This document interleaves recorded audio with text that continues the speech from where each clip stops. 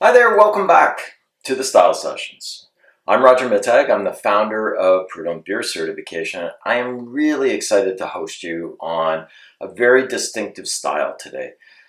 This is our ninth session, I think, or eighth session. And today we're going to focus on the Dunkel. And a Dunkel is otherwise known as a Munich Dunkel. And this is a very unique style. Some might think it's very, very old because of the use of dark malts, but the term Dunkel or Munich Dunkel was really only relatively recent.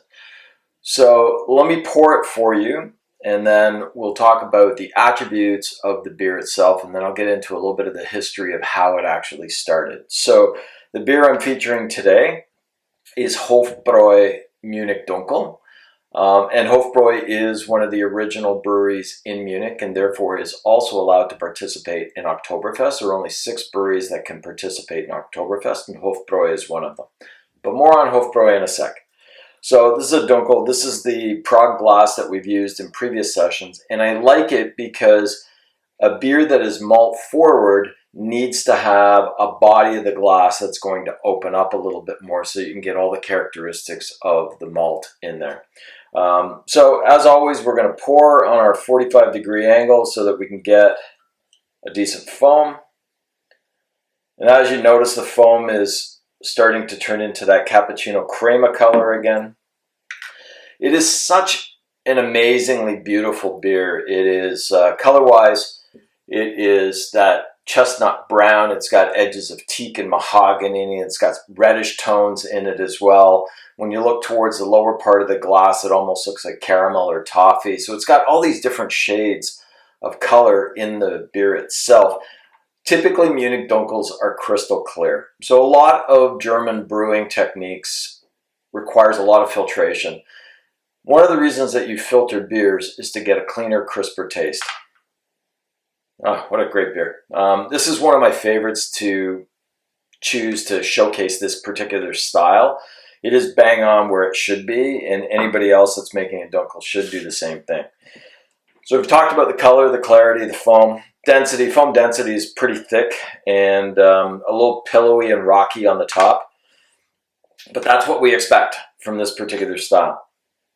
Aromatically, it's kind of interesting because I always like to talk about Dunkels as being similar to porters. So British porters are ales, Dunkels are lagers, and what you find is a lot of fruit-forward characteristics. So dark fruits are big on this particular style. Things like raisins, dates, figs, prunes.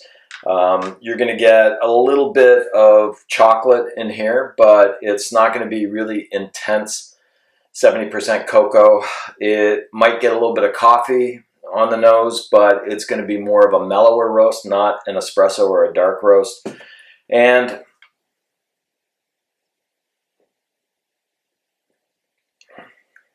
that's an amazing beer. These beers are really meant to be served cold. They're not meant to be served warm. One of the reasons that we serve them warm in our classes is so that all the aromatics and flavors come out. But when you're drinking this beer, it needs to be nice and cold in this type of glass.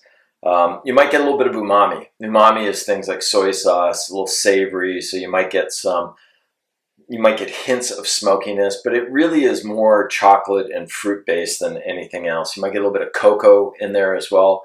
So things like hot chocolate might be reminiscent of when you're drinking this beer. The finish on it is quick. And there is a very, very mild aftertaste, and the aftertaste is going to be a little bit more reflective on some of the things that you're tasting. So look for things like cocoa and chocolate. You might get that raisins. I always like to explain to people that it's very similar to glacettes, so chocolate-covered raisins or chocolate-covered fruit that you can find in the store. And that's the kind of flavor profile that you're going to get on the aftertaste. The flavors in this particular beer echo the aromatics. So lots of dark fruits, chocolate, a little bit of coffee. You might get that soy sauce, umami characteristic in there. But overall, it's a really, really easy beer to drink. It is pretty straightforward. You typically don't get a ton of bitterness. Munich Dunkels are not hop forward at all. Again, just to reflect German brewing standards, typically hops are used as a balancing agent for the sweetness of malt. You might also get some darker breads in here. Things like pumpernickel, malt bread is something that you can definitely find. But let me tell you a bit about this beer and the history of it.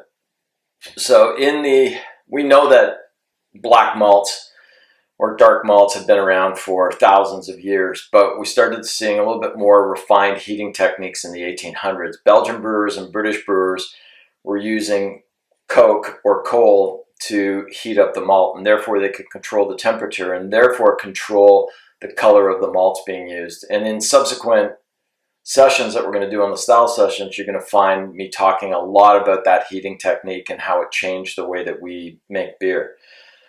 So this style finds reference to 1830 to a brewer named Gabriel Sedlmayr II, who was the brewer at Spaten Brewery. He was the owner of the Spaten Brewery. Now, Sedlmayr and a colleague, Anton Dreyer, used to travel around Europe visiting other breweries. They were notorious, according to fable, that they were willing to take things from other breweries that they didn't already have. So things that they might have taken would be yeast. They had hollowed out canes where they put malt samples in there.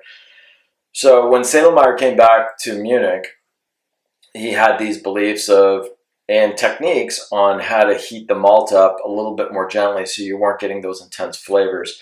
And 1830 is the time that we saw the very first Munich Dunkel being referred to. The other thing about Hofbräu is Hofbräu was the king's brewery, and that's what it means. So there are a few around Germany, and I think they tried to expand into other parts of the world. But Hofbräu in Munich is a fascinating place to go. 3 floors, it's Pop bands all the time, fantastic food and beer.